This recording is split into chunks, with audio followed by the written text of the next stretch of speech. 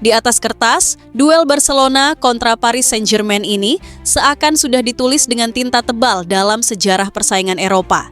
Dua raksasa yang sama-sama sedang pincang, tapi justru disitulah letak dramanya. Barcelona dengan luka-luka yang belum sembuh, mencoba berdiri tegak di hadapan publik sendiri.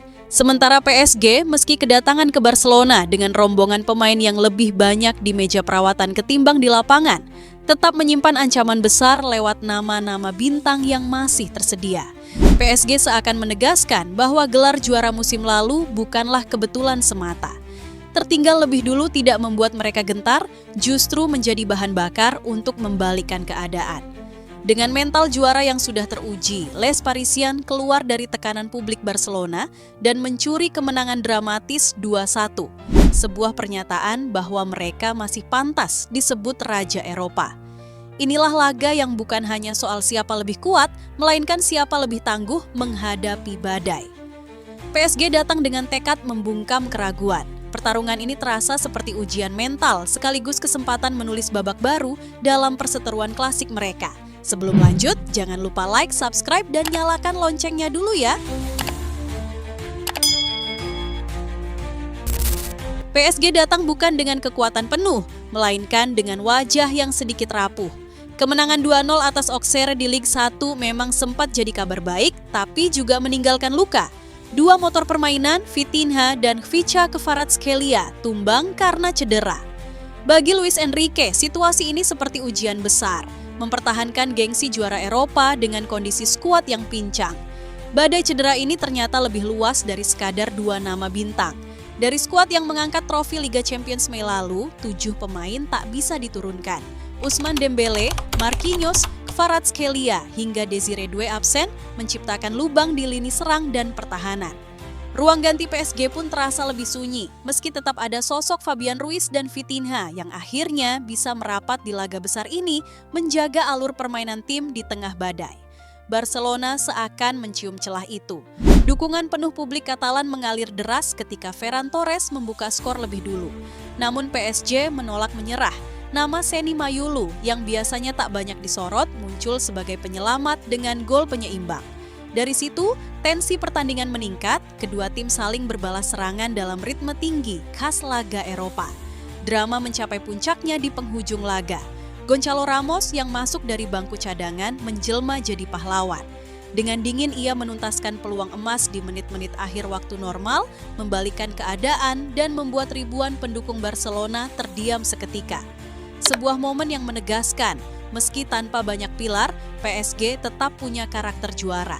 Kemenangan ini membuat PSG semakin mantap di jalurnya.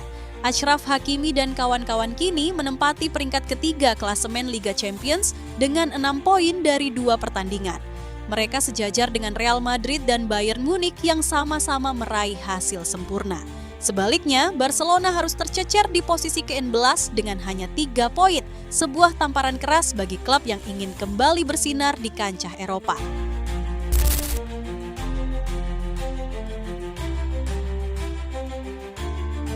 Dalam duel taktik ini, Hansi Flick mencoba menerapkan gaya khas Barcelonanya, pressing tinggi, garis pertahanan maju, dan pemanfaatan ruang antara lini lawan. Ia ingin timnya mendominasi bola dan memaksa PSG melakukan kesalahan di area sendiri. Flick tampak berusaha memanfaatkan pemain muda seperti Yamal dan kreativitas Pedri agar Barca tetap agresif dan dinamis, serta membangun serangan dari situasi overload di sayap dan kombinasi cepat. Namun, ketika PSG mengambil alih dominasi setelah menit ke-35, struktur pertahanan Barca mulai goyah. Flick sendiri mengakui bahwa timnya kedua terbaik sepanjang pertandingan dan bahwa Barca kehilangan kendali di babak kedua karena kelelahan dan masalah struktur pertahanan. Sisi Luis Enrique tak kalah cerdik. Dengan skuad yang pincang, ia memilih strategi pragmatis, menyerang melalui transisi cepat dan eksploitasi ruang yang ditinggalkan oleh pressing balik Barca.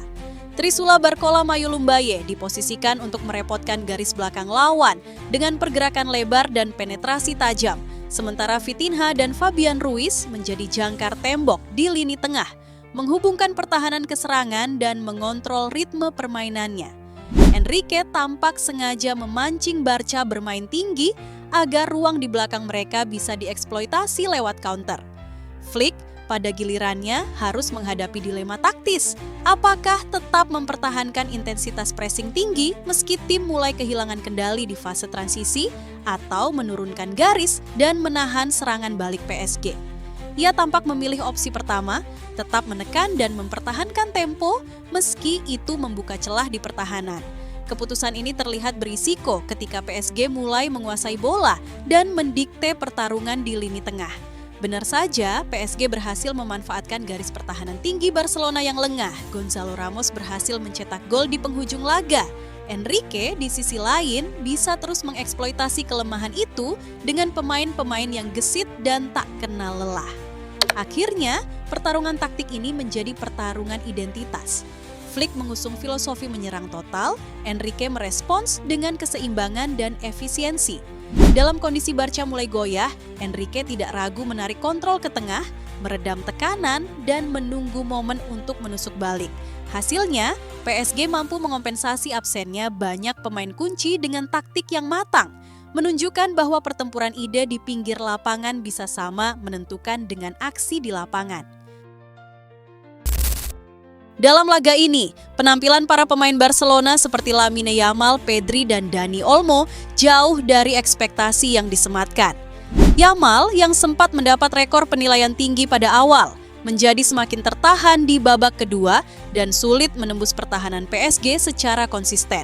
Sumber penilaian pertandingan menyebut bahwa Olmo connect well, tetapi final product seringkali hilang, menunjukkan bahwa meski terlibat dalam kombinasi, ia gagal menghadirkan ancaman nyata ke gawang. Pedri pun dikabarkan kelelahan jelang akhir pertandingan dan kehilangan daya dorong. Walau menjadi salah satu sumber kreativitas tim, kontribusinya menurun ketika tekanan PSG makin deras. Sementara itu, PSG dengan berani memasang Trisula Barcola, Mayulu dan Mbaye di lini depan, kombinasi berani yang menyulitkan pertahanan Barca dalam mempertahankan garis. Barcola dan Mbaye sesekali muncul dari tepi untuk melebar, sedangkan Mayulu tampil taktis sebagai pivot yang tidak hanya maju mencari peluang, tapi juga mundur membantu penguasaan bola. Lebih mengesankan, Vitinha dan Fabian Ruiz yang sebelumnya diragukan karena cedera justru menjadi inti penggerak tim. Keduanya sering terlihat berada di jantung serangan, menggulirkan umpan-umpan kunci, membongkar tekanan Barca dan menjadi jembatan vital antara lini belakang dan Trisula depan. Peran Nuno Mendes juga sulit diabaikan. Ia dinobatkan Player of the Match untuk performa luar biasa di sisi pertahanan dan bantuannya dalam ofensif. Dalam skema yang memaksa Barca tampil agresif, Mendes tak gentar melayani overlapping, bertahan dalam duel-duel 1 lawan 1 melawan Yamal, serta terkadang memicu serangan balik lewat akselerasi dan umpan terobosan. Ia menjadi semacam senjata ganda yang memperkuat sisi kiri PSG. Secara keseluruhan, perbedaan intensitas dan efektivitas terlihat jelas. Pemain Barcelona yang biasanya menjadi sorotan gagal mengeksekusi tekanan dengan hasil yang nyata, sementara PSG, meski kehilangan banyak nama, justru tampil solid lewat konfigurasi taktis yang matang dan kontribusi maksimal dari pemain yang ditagih rendah. Dalam konteks itu, kemenangan PSG menjadi bukti bahwa dalam sepak bola, kejeniusan dalam pemanfaatan sumber daya seringkali lebih menentukan daripada jumlah nama besar di skuad.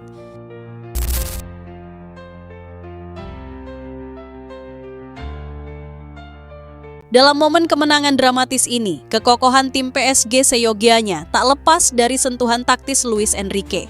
Meski skuadnya dihantam cedera, Enrique memilih untuk tidak mengubah jiwa menyerang timnya. Ia menekankan identitas klub, memainkan bola, menekan balik, dan memanfaatkan ruang yang ditinggalkan lawan. Ia tak takut memaksakan ritme tinggi, bahkan bila Barca mulai mendominasi penguasaan bola. Keputusan Enrique mempercayakan peran penting kepada pemain muda seperti Seny Mayulu serta memaksimalkan kehadiran Nuno Mendes sebagai bek sayap yang agresif menunjukkan kebijaksanaan seorang pelatih matang. Dalam laga melawan Yamal, Mendes kerap menghadang kecepatan sang wonderkid Barca sekaligus ikut membantu serangan. Keputusannya untuk menjaga skema ofensif tetap berjalan membuktikan bahwa Enrique tak kehilangan keberanian meski banyak pemain inti absen. Sementara itu, di sisi Barca, Hansi Flick dibuat frustrasi oleh konsistensi PSG dalam transisi cepat dan pemanfaatan celah.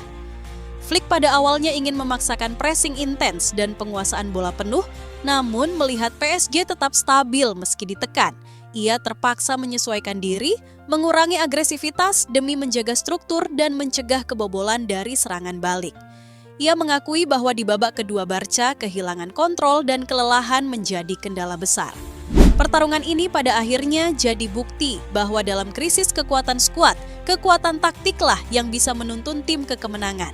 Enrique tak hanya memainkan line-up yang minimal, tapi juga membaca tempo pertandingan dan memanfaatkan kelemahan lawan. Di bawah tangannya, PSG yang terbatas mampu tampil sebagai ancaman penuh, sebuah kemenangan yang tidak hanya pesta gol, tetapi manifesto bahwa kejeniusan di luar lapangan juga menentukan siapa yang keluar sebagai pemenang.